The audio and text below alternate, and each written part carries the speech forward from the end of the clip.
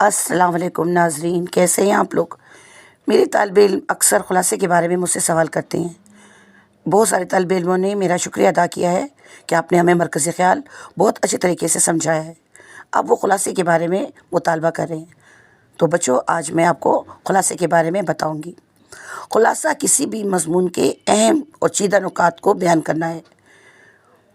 آپ کو مصنف اپنے مضمون میں جو بات سمجھا رہا ہے ان نکات کو ایک ایک کر کے بیان کرنا خلاصہ ہے۔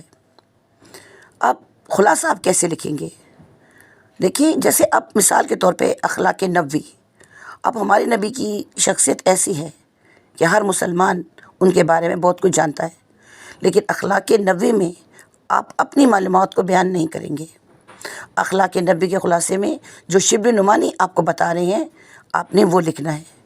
کسی بھی مضمون کے چیدہ نکات بیان کرنا خلاصہ ہے۔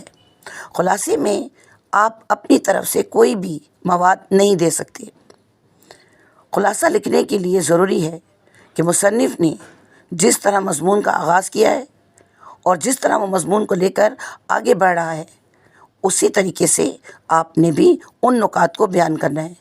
اختتامیہ نکتہ وہی ہوگا جو مصنف کا ہے، اور خلاصے میں آپ اپنی طرف سے کوئی مواد شامل نہیں کر سکتے، ورنہ امتحان میں نمبر کٹ جائیں گے۔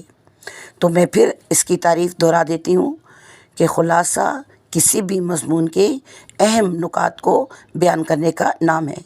خلاصے میں آپ اپنی طرف سے کوئی بھی بات بیان نہیں کریں گے۔ جو بھی مضمون میں بتایا جا رہا ہے اس کا اقتباس کا ایک ایک اہم نکتہ آپ بیان کرتے جائیں گے اور آخر تک اسی طرح اس کو لکھتے جائیں گے، تو آپ کا خلاصہ تیار ہو جائے گا۔ امید ہے کہ آپ کو خلاصہ سمجھ میں آ گیا ہوگا، اور ویڈیو کی طرح امید ہے کہ یہ ویڈیو بھی آپ کو پسند آئے گی۔ اس ویڈیو کو لائک کریں، اگر اس قابل سمجھیں تو کمنٹس بھی دیں۔ آپ کے کمنٹس کا، آپ کے تبصرے کا میں انتظار کروں گی، منتظر رہوں گی۔ بہت شکریہ۔ اللہ نگہبان۔ السلام علیکم ناظرین، کیسے ہیں آپ لوگ؟ میرے طالب علم اکثر خلاصے کے بارے میں مجھ سے سوال کرتے ہیں۔ بہت سارے طالب علموں نے میرا شکریہ ادا کیا ہے کہ آپ نے ہمیں مرکزِ خیال بہت اچھے طریقے سے سمجھایا ہے۔ اب وہ خلاصے کے بارے میں مطالبہ کر رہے ہیں۔ تو بچوں، آج میں آپ کو خلاصے کے بارے میں بتاؤں گی۔ خلاصہ کسی بھی مضمون کے اہم اور چیدہ نکات کو بیان کرنا ہے۔ آپ کو مصنف اپنے مضمون میں جو بات سمجھا رہا ہے ان نکات کو ایک ایک کر کے بیان کرنا خلاصہ ہے۔ اب خلاصہ آپ کیسے لکھیں گے؟ دیکھیں، جیسے اب مثال کے طور پہ اخلاق نبوی، اب ہمارے نبی کی شخصیت ایسی ہے کہ ہر مسلمان ان کے بارے میں بہت کچھ جانتا ہے، لیکن اخلاق نبوی میں آپ اپنی معلومات کو بیان نہیں کریں گے۔ اخلاق نبوی کے خلاصے میں جو شبر نمانی آپ کو بتا رہے ہیں، آپ نے وہ لکھنا ہے۔ کسی بھی مضمون کے چیدہ نکات بیان کرنا خلاصہ ہے۔ خلاصے میں آپ اپنی طرف سے کوئی بھی مواد نہیں دے سکتے۔ خلاصہ لکھنے کے لیے ضروری ہے کہ مصنف نے جس طرح مضمون کا آغاز کیا ہے اور جس طرح وہ مضمون کو لے کر آگے بڑھ رہا ہے، اسی طریقے سے آپ نے بھی ان نکات کو بیان کرنا ہے۔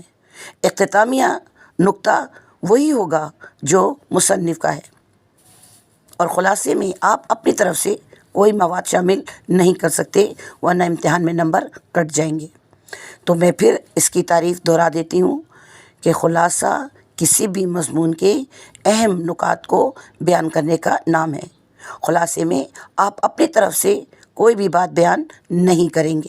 جو بھی مضمون میں بتایا جا رہا ہے اس کا اقتباس کا ایک ایک اہم نکتہ آپ بیان کرتے جائیں گے اور آخر تک اسی طرح اس کو لکھتے جائیں گے، تو آپ کا خلاصہ تیار ہو جائے گا۔ امید ہے کہ آپ کو خلاصہ سمجھ میں آ گیا ہوگا، اور ویڈیو کی طرح امید ہے کہ یہ ویڈیو بھی آپ کو پسند آئے گی۔ اس ویڈیو کو لائک کریں، اگر اس قابل سمجھیں تو کمنٹس بھی دیں۔